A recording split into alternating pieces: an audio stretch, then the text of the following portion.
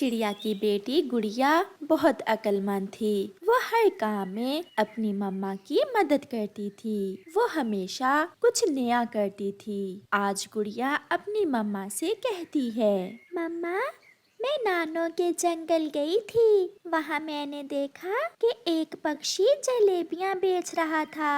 मम्मा, उसकी जलेबियाँ हाथों हाथ बिक रही थीं। हाँ बेटी, पक्षियों को मीठा बहुत पसंद होता है और जलेबी तो हर एक पक्षी की मनपसंद होती है। मम्मा, हमारे जंगल में कोई भी जलेबी की दुकान नहीं है। क्यों ना हम इस जंगल में जलेबियाँ बेचनी शुरू करें। मम्मा, देखना हमारा काम कैसे चलता है। गुड़िया बेटी, बात तो तुम्हारी ठीक है। हम कल से ही जंगल में जलेबियाँ बेचनी शुरू करते हैं। मगर मुझे तो जलेबियाँ बनानी ही नहीं आती। किसान की पत्नी, मम्मा, आप किसान की पत्नी से पूछाएं कि जलेबियाँ कैसे बनाते हैं। मैं ऐसा ही करती हूँ गुड़िया बेटी, आप घर के काम करें और मैं किसान की पत्नी से पूछ कर आती हूँ कि जलेबियाँ कैसे बनाई जाती हैं। मम्मा चिड़िया किसान की पत्नी के पास जाती है। किसान की पत्नी चिड़िया को जलेबी बनाने की सारी रेसिपी बता देती है। चिड़िया, याद रखना, शक्कर को पानी में अच्छे से पकाकर शरबत तैयार करना है। मुझे सब पता चल गया है, आप चिंता न करें, मैं सारा काम अच्छे से करूँगी। फिर चिड़िया खुशी खुशी घर वापस आती है। दूसरे दिन चिड़िया और उसकी बेटी जंगल में जलेबियाँ बेचना शुरू करती हैं। जो भी पक्षी चिड़िया की जलेबियाँ खाता वो अपने पंख ही चाटता रह जाता। सबको चिड़िया की जलेबियाँ बहुत पसंद आती हैं। चिड़िया, बहुत स्वादिष्ट है आपकी जलेबी। मैंने जिंदगी में पहले कभी इतनी स्वादिष्ट जलेबी नहीं खाई। कबूतर भैया, कोई भी काम ईमानदारी और मेहनत से करो तो फिर ही अच्छा होता है। कुछ ही दिनों में चिड़िया के पास काफी सारे पैसे जमा हो जाते हैं, क्योंकि उसे अच्छा मुनाफा जो हो रहा था। चिड़िया के पड़ोस में एक कौवा और कौवी भी रहते थे, जो हमेशा किसी भी काम में शॉर्टकट लगाते थे। वो चिड़िया की कमाई देखकर बहुत जल रहे थे। इसलिए एक दिन कौवे की पत्नी गोरी कौवी अपने पति से कहती है, कालू जी, चिड़िया को देखो, जलेबी बेचकर कुछ ही दिनों में बहुत अमीर हो गई है। हाँ, चिड़िया की जलेबी की दुकान बहुत चलने लगी है। कालू, ये कौन सा मुश्किल काम है, जलेबी तो मैं भी बना सकती हूँ। क्यों ना हम भी चिड़िया के मुकाबले में अपनी जलेबी की दुकान बना लें और फिर हम भी चिड़िया की तरह अमीर हो जाएंगे।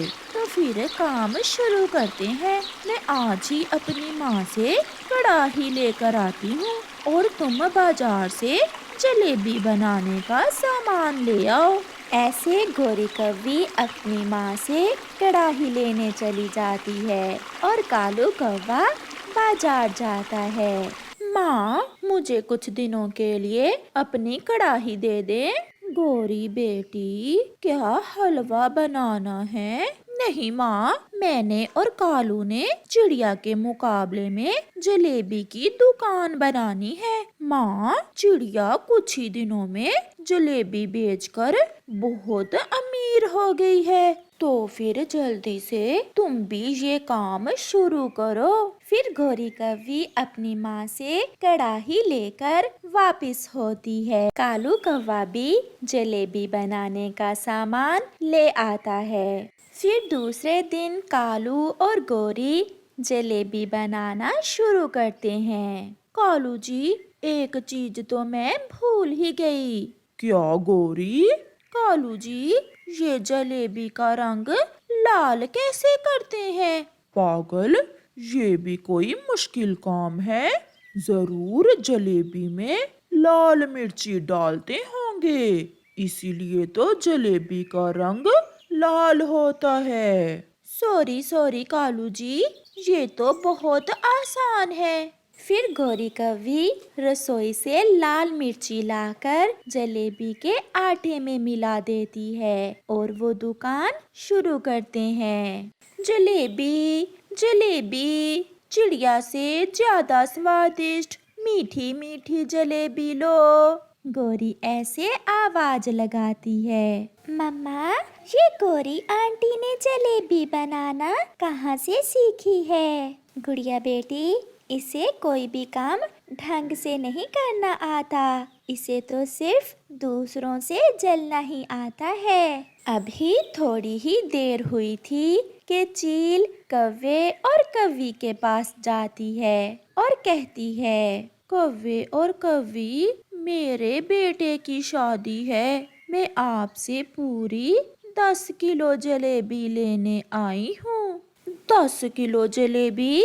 बैठे बैठे दीदी चील, आप हमारी पहली ग्राहक हैं। मैं अभी आपको प्लेट में जलेबी डालकर खाने के लिए देती हूँ। पहले खाइए और फिर बाद में लेकर जाइए आप जलेबी। ऐसा कहते हुए गौरी कौवी प्लेट में जलेबी डालकर चील को दे देती है। चील जलेबी खाना शुरू करती है। जलेबी में तो गौरी और कालू ने लाल करने के लिए लाल मिर्ची मिला रखी थी।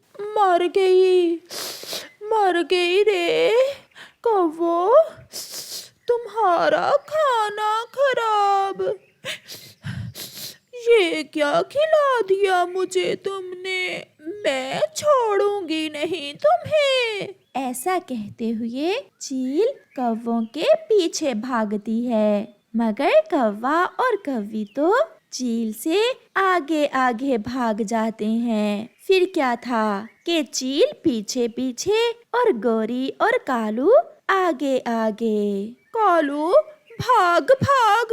कालू, ये काम आसान नहीं है, लगता है कुछ उल्ट हो गया है। ऐसे कौवा और कौवी भागकर अपनी जान बचाते हैं। गुड़िया के पापा जैसे ही घर में आते हैं तो वो गुड़िया की मम्मा से पूछते हैं, गुड़िया की मम्मा, गुड़िया कहाँ है? वो नदी से पानी पीने गई थी, अभी तक नहीं लौटी। उसे जाकर ही लाना पड़ेगा। वो अभी तक नदी पर बैठी इग्लू बना रही होगी। कितनी बार समझाया है उसे, न जाने उसे इग्लू बनाने का इतना शौक क्यों है। वो तो हर समय नदी पर बैठी इग्लू बनाती रहती है। फिर गुड़िया के पापा गुड़िया को नदी से लेने जाते हैं।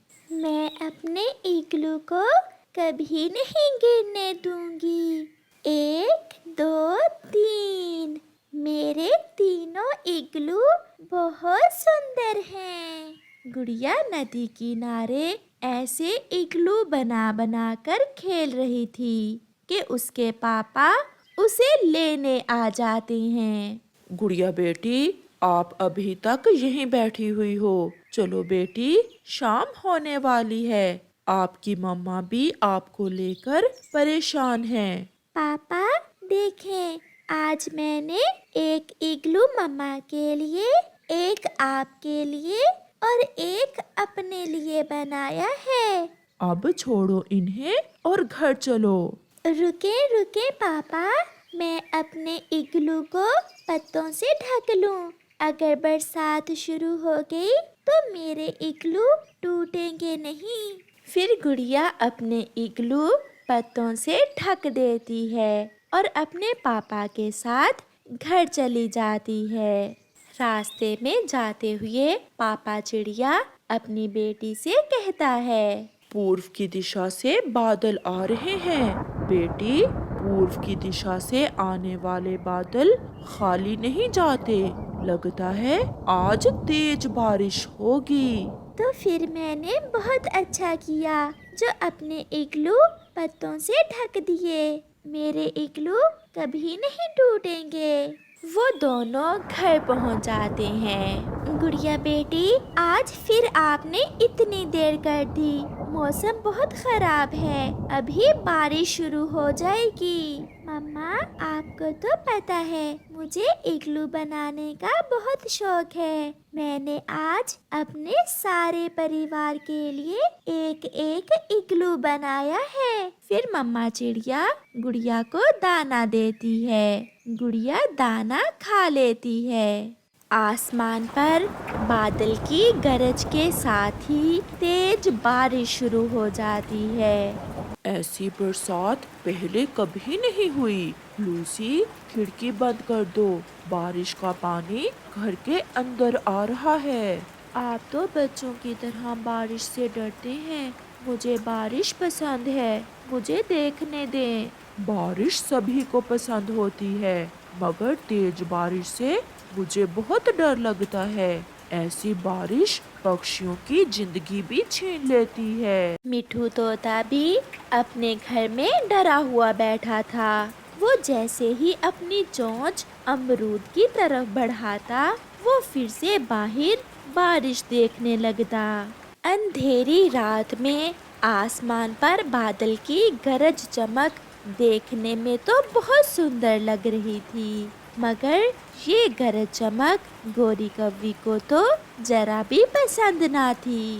कालू, मेरे मामा जी ऐसी ही तेज बारिश में मर गए थे, तब से मुझे बारिश से बहुत डर लगता है। तुम्हारे मामा जी ऐसी तेज बारिश में पड़ोसियों का भोजन चुराने गए थे। हम तो अपने घर में बैठे हुए हैं, हमें काहे की चिंता।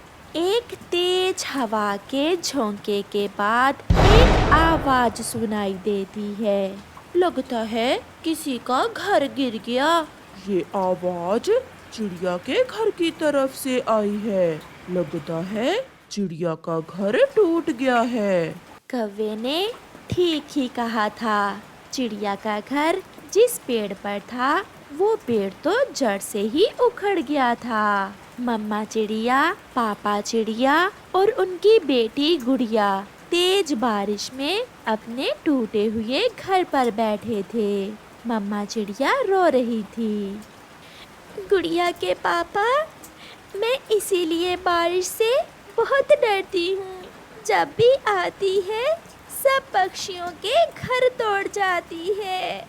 हिम्मत और हौसले से काम लें, ये हम पक्षियों की जिंदगी का हिस्सा है। गुड़िया का ध्यान तो अपने बनाए हुए इग्लू की तरफ था। मम्मा पापा, चले, आप मेरे साथ चले।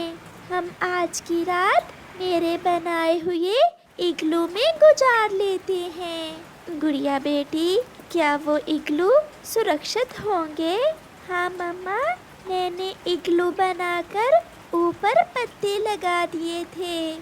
फिर वो मम्मा चिड़िया और पापा चिड़िया अपनी बेटी के साथ नदी पर चले जाते हैं। मम्मा, ये इग्लू आपका, ये पापा का और ये मेरा। हम सब अपने अपने इग्लू में चले जाते हैं। फिर वो सब ऐसा ही करते हैं। बारिश की रात वो सब वहीं गुजारते हैं और वो खुद को बारिश से सुरक्षित रखते हैं। गुड़िया बहुत खुश थी क्योंकि उसने अपने मम्मा और पापा को बारिश से बचा लिया था।